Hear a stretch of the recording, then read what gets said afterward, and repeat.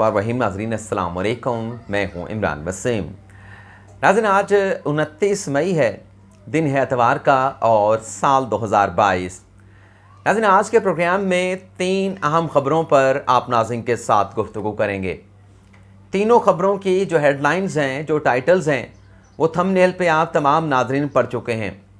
तो आज की पहली ख़बर जिससे हम गुफ्तगू का बाकायदा आगाज़ करेंगे, आज साबिक़ वज़ीर आज़म इमरान खान ने कल यानी पीर के रोज़ सुप्रीम कोर्ट जाने का ऐलान कर रखा है और इमरान खान ने कहा है कि वो अदालत के सामने एक ही सवाल रखेंगे कि क्या लॉन्ग मार्च करना, क्या एहतजाज करना हमारा आइनी कानूनी हक़ है या आइनी कानूनी हक़ नहीं है।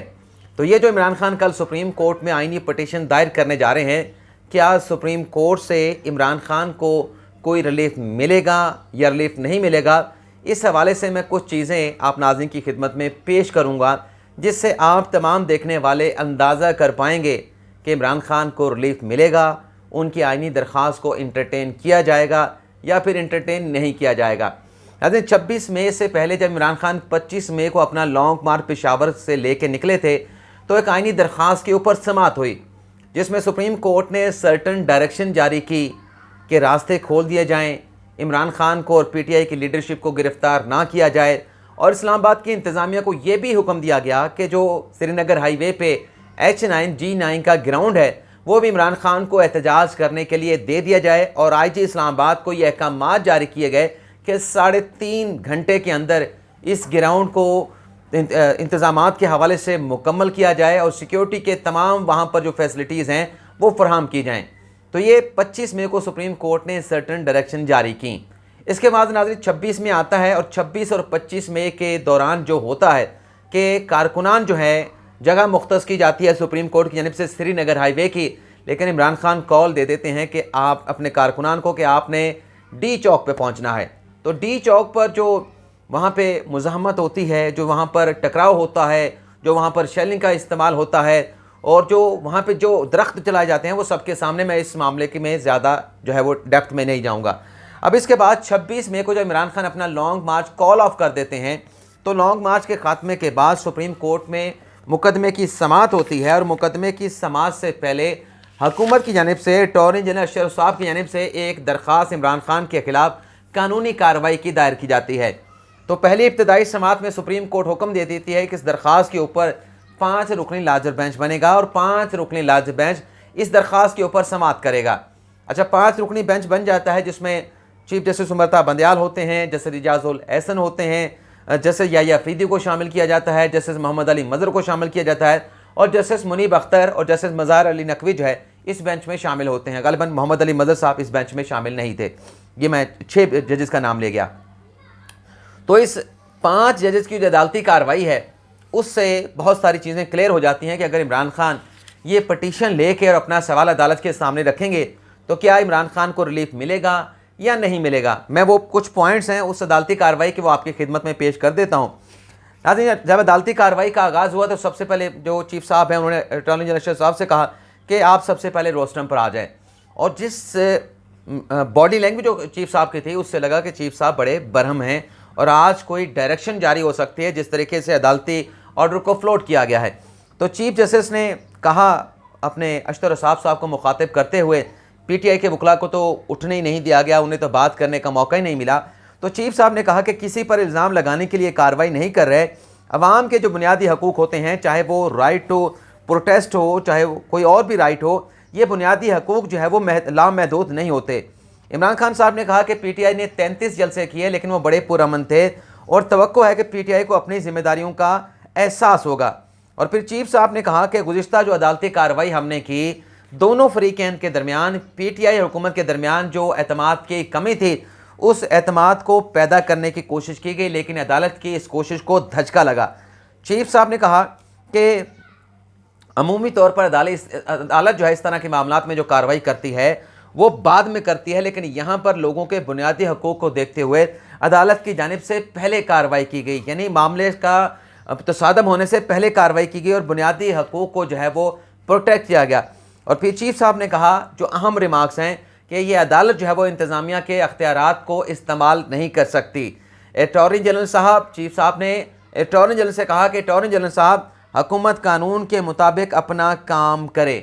ये नाज़रीन वो चंद रिमार्क्स हैं जिसके बाद बल्कि चीफ साहब ने यह भी कहा था कि कल आज जो कुछ भी हुआ इस मामले से मुतल्लिक उससे इस अदालत का जो सियासी जमातों पर एतमाद है वो टूटा है, उस एतमाद को ठेस पहुंची है। अब ये जो आखिरी रिमार्क्स थे चीफ साहब के जो मैंने आपको पढ़ के सुनाए कि अटॉर्नी जनरल साहब हुकूमत कानून के मुताबिक अपना काम करे, तो इसके बाद नाज़रीन आपने देखा कि इस्लामाबाद के मुख्तलिफ थानों में PTI की क़यादत के ख़िलाफ़, इमरान खान के साथ PTI के दीगर रहनुमाओं के ख़िलाफ़ कोई 16 मुकदमात का इंदराज हुआ।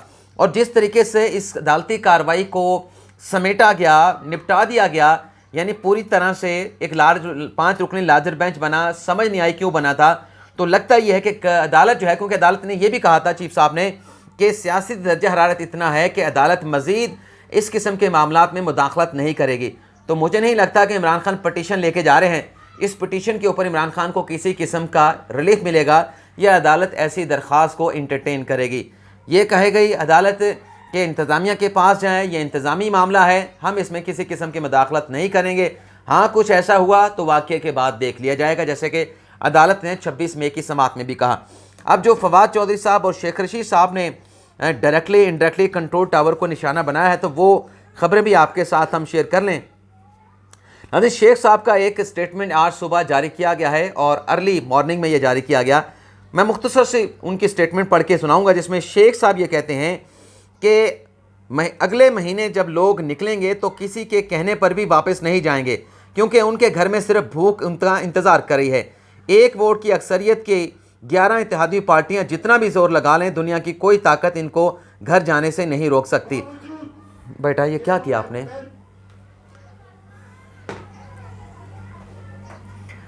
माफ़ी चाहता हूँ, फ़ाइका ने जो है ना, माफ़ी चाहता हूँ, फ़ाइका ने जो है वो शरारत करके जो टेलीविज़न की आवाज़ है उसको ऑन कर दिया।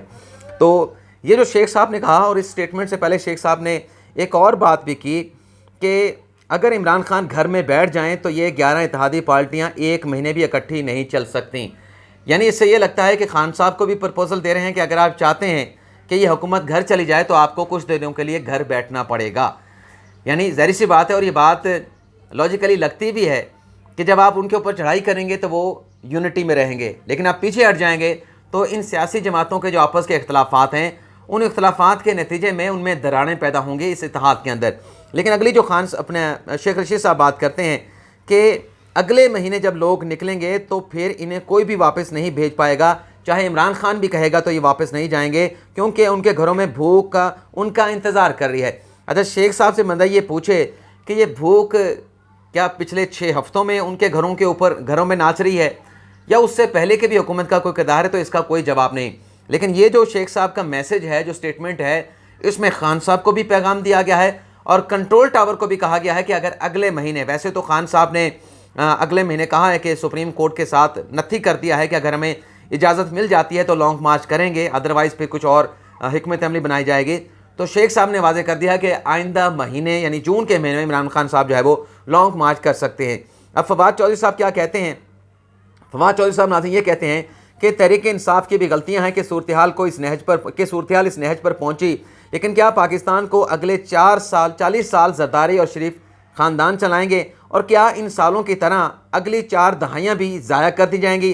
क्या आज ये विरासत छोड़ कर जाना चाहेंगे? क्या आज आप ये विरासत छोड़ के जाना चाहेंगे कि लोगों के गम को कम ना समझा जाए, लोग तवक्को से ज़्यादा नाराज़ हैं? ये किसको कह रहे हैं कि आज क्या आप ये विरासत छोड़ के जाना चाहेंगे? लोगों का जो गम व गुस्सा है वो बहुत ज़्यादा है, लोग बहुत ज़्यादा नाराज़ हैं। क्या अगले 40 साल भी जरदारी और शरीफ खान को दे दिए जाएंगे?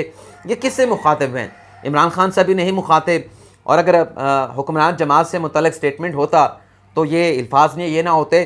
तो ज़ाहिर सी बात है कि ये नाम लिए बगैर फवाद चौधरी साहब ने आज जो 11:07 पे ट्वीट किया है, जिसे 7,000 से ज़्यादा लोग ट्वीट और रीट्वीट कर चुके हैं, जहाँ पे नाम नहीं लिया जाता, वहाँ पे ज़ाहिर सी बात है कि इशारा जो है वो इस्टेब्लिशमेंट की तरफ होता है, कंट्रोल टावर की तरफ होता है, मुक़्तदर हलकों की तरफ होता है। यानी शिकवा ये कर रहे हैं और साथ में एतराफ़ कर रहे हैं कि हमारी भी गलतियाँ होंगी, लेकिन क्या अगले 40 साल जरदारियों और शरीफों को दिए जा सकते हैं? क्या आप ये विरासत छोड़ के जाएंगे? लोगों का गम व गुस्सा बहुत ज़्यादा है, ये फवाद चौधरी साहब अपने स्टेटमेंट में कह रहे हैं। अब जब माजी में इनसे पूछा जाता था क्या इस्टेब्लिशमेंट के साथ आपके कोई ताल्लुकात ख़राब हैं, क्या कोई गलती हुई है, तो माजी में ऐसा कोई एतराफ़, ऐसा कोई स्टेटमेंट फवाद चौधरी साहब जो है वो नहीं देते थे। अब हम बात कर लेते हैं कि जो शहबाज शरीफ और मरीम नवाज़ के वकील इरफान कादिर साहब का एक दबंग इंटरव्यू सामने आया है, जिसमें उन्होंने बताया है कि उनका वकालत का लाइसेंस कैसे सस्पेंड हुआ, सुप्रीम कोर्ट के किस जज ने किया।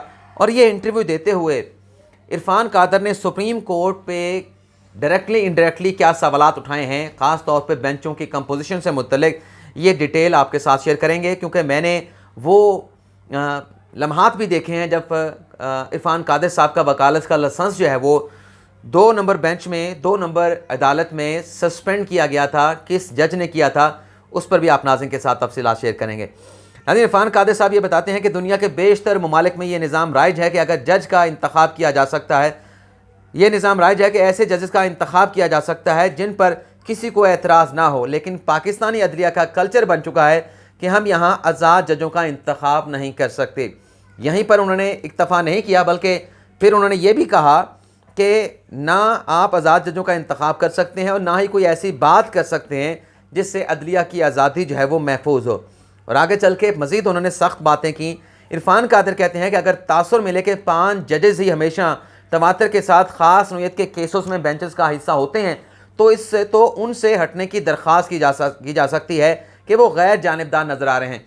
अच्छा, यहाँ पे बड़े ही बेहतरीन तरीके से किसी का नाम नहीं ले रहे, कोई इशारा नहीं दे रहे, लेकिन ज़ाहिर सी बात है कि हम सुप्रीम कोर्ट की रिपोर्टिंग करते हैं और इरफान कादिर साहब जब ये कहेंगे कि अगर तासुर मिले कि 5 जजेस ही हमेशा तवातुर के साथ ख़ास नौयत के केसेस में बेंचेस का हिस्सा होते हैं तो उनसे हटने की दरख्वास्त की जा सकती है कि वो गैर जानिबदार नहीं रहे। तो इरफान कादिर का ये कहना कहाँ इशारा किया गया है, कहाँ टारगेट किया गया है, सुप्रीम कोर्ट की को कवर करने वाले बीट रिपोर्टर इस बात को बड़ी आसानी के साथ समझ सकते हैं। और फिर इरफान कादिर साहब ने यह भी कहा कि दुनिया का एक मुसलमान असूल जो दुनिया में राइज है वो ये है कि मुद्दई अपना जज खुद नहीं चुन सकता, लेकिन 10 लोग हों और उनमें से सिर्फ तीन के पास ही केसेस लगें तो इस पर तो एतराज़ किया जा सकता है। और फिर वो कहते हैं कि पाकिस्तान में ऐसी दरख्वास्त देना कि किसी जज पर एतराज़ उठाया जाए, ऐसी दरख्वास्त देना ऐसे जैसे नाउज़ुबिल्लाह हमने किसी की शान में गुस्ताखी कर दी है। यानी बात भी करते जा रहे हैं और अपने आप को सेफ भी रखते जा रहे हैं। बड़े मोहतात अंदाज में गुफ्तगू की और मेरे ख्याल से काबिल सताइश है जिस अंदाज से उन्होंने बात की। और फिर वो कहते हैं कि पाकिस्तान में बहुत ही गलत रुझान है कि ऐसा करने से जज आपके पीछे पड़ जाता है। और फिर उन्होंने एक वाक़या सुनाया इरफान कादिर साहब ने कि मैंने एक जज से बेंच से हटने की दरख्वास्त की तो उस बात पर इतने नाराज़ हो के कई साल मेरे पीछे ही पड़े रहे। मुझे उस केस में दरख्वास्त करना पड़ी थी क्योंकि आप बहुत ही ज़ातियात पुतराए हैं, तो इसलिए आपको चाहिए कि इस केस को ना सुने। इरफान कादिर ने कहा कि मेरी बात नहीं सुनी गई, मुझे सुनने से इनकार कर दिया गया और मेरे खिलाफ एक ऑर्डर पास कर दिया गया और मेरा वकालत का लाइसेंस मुअत्तल हुआ। और उस वक्त एतजाज़ एहसन और मरहुमा आसमा जहांगीर ने मेरा भरपूर साथ दिया।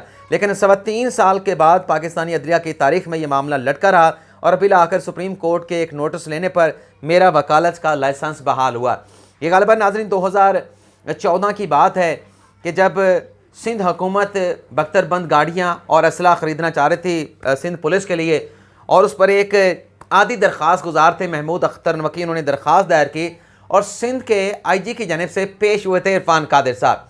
तो इरफान कादिर साहब पेश हो गए तो जैसे जवाद ख्वाजा उस बेंच की सरबराही कर रहे थे और एतराज़ ये उनकी जानिब से उठाया गया कि आप पेश हो रहे हैं लेकिन आपका तो वकालतनामा रिकॉर्ड पर मौजूद नहीं। इरफान कादिर ने कहा कि मैंने अपना वकालतनामा AOR को दे दिया है, अब AOR ने आपके पास जमा कराना था, मुझे नहीं मालूम कि वो कहाँ पे है, लेकिन मैं IG सिंध का वकील हूँ।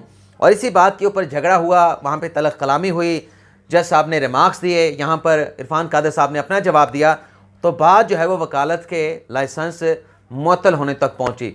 और बिल्कुल ठीक कहा कि 3.5 साल तक उनका वकालत का लाइसेंस सस्पेंड रहा। और फिर जस्टिस इजाज़ अफजल ख़ान ग़ालिबन बेंच की सरबराही कर रहे थे, अगर मैं गलत नहीं हूँ, तो उस बेंच ने फिर तकरीबन 3-3.5 साल के बाद इरफान कादिर का वकालत का लाइसेंस बहाल किया। तो जब तक उनका वकालत का लाइसेंस सुप्रीम कोर्ट का सस्पेंड था, वो सुप्रीम कोर्ट में किसी केस में वकालत नहीं कर सकते थे इरफान कादिर साहब, लेकिन निचली अदालतों में वो पेश होते रहे। और इसी इंटरव्यू में जैसे उन्होंने सवाल उठाया है सुप्रीम कोर्ट में बेंचेस की कंपोजिशन से मुतल्लिक, वो बड़े संगीन सवालात हैं और ये सवालात बार में भी इसी किस्म का तासुर मौजूद है और भी बहुत जगहों पर यह तासुर देखा जाता है लेकिन बहरहाल जो ख़बरें आपके साथ हमने शेयर करनी थी वो तो हमने तफसीलात आपके साथ आपकी खिदमत में पेश कर दी। इजाज़त चाहते हैं, अल्लाह हाफ़िज़।